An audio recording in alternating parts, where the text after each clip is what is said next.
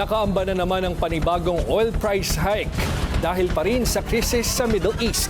Kaya ang pakiusap ng mga tsuper kay PBBM, bawasan o tuluyan ng tapyasin ng excise tax sa langis.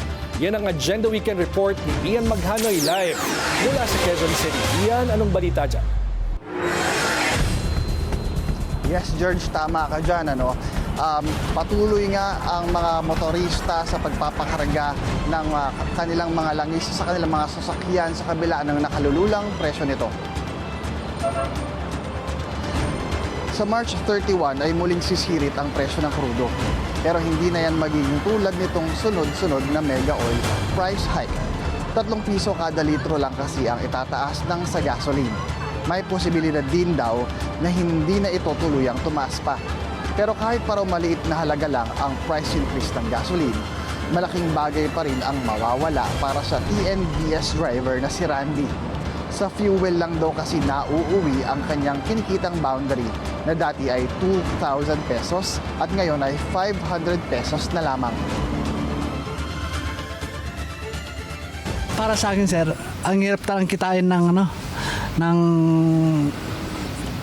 sa pamamasada, sir. Kasi kahit paano may padala sa mga anak, napupunta rin sa Tapos yung boundary pa. Gayunpaman, 11 pesos hanggang 12 pesos ang price hike sa kada litro ng diesel.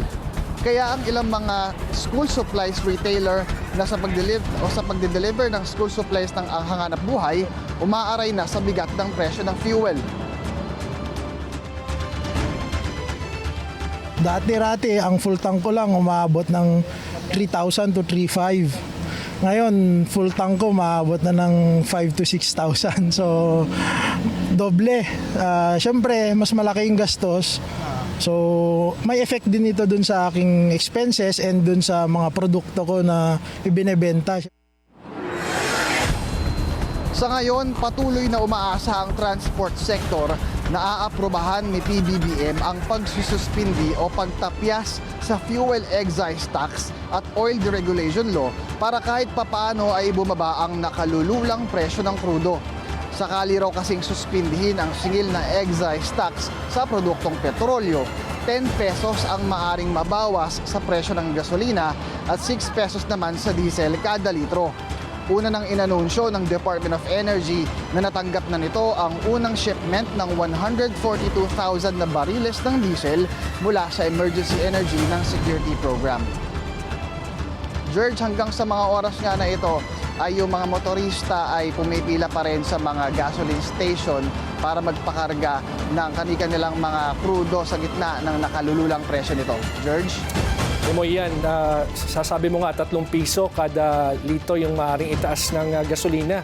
Pero sa panahon ngayon, yung kada sentimong itinataas, talagang mabigat sa bulsa ng mga mamamayan.